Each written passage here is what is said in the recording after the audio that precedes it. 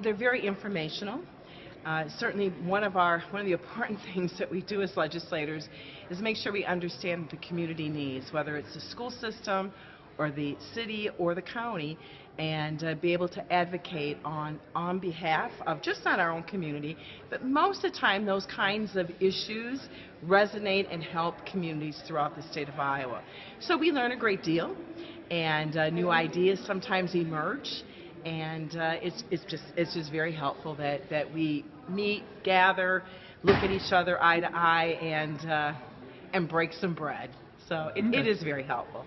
And so have these meetings, have they helped you in terms of trying to create or craft legislation? I mean, has it really kind of helped maybe solidify your stance on some issues?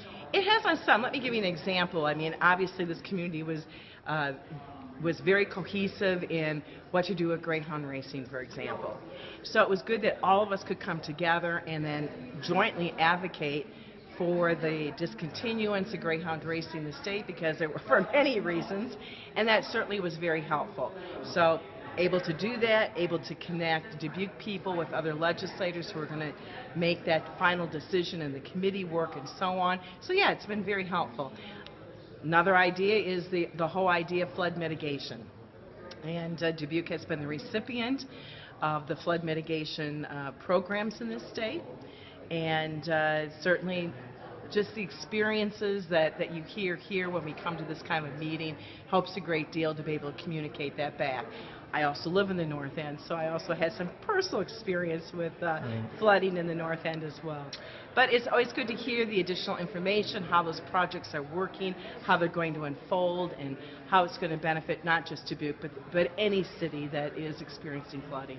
Lastly, looking at the priorities for the city and the county, there seems to be some concern about the recent property tax reform legislation that was passed and what impacts that could have on city and county revenues. I think city leaders are advocating for a potential increase in the local option sales tax. You think there's movement there this coming session for something like that? Well, that's yet to be seen. There's usually not a lot of appetite for increasing any kind of a tax in any level of government right now. But if the case can be made, we'll certainly consider it.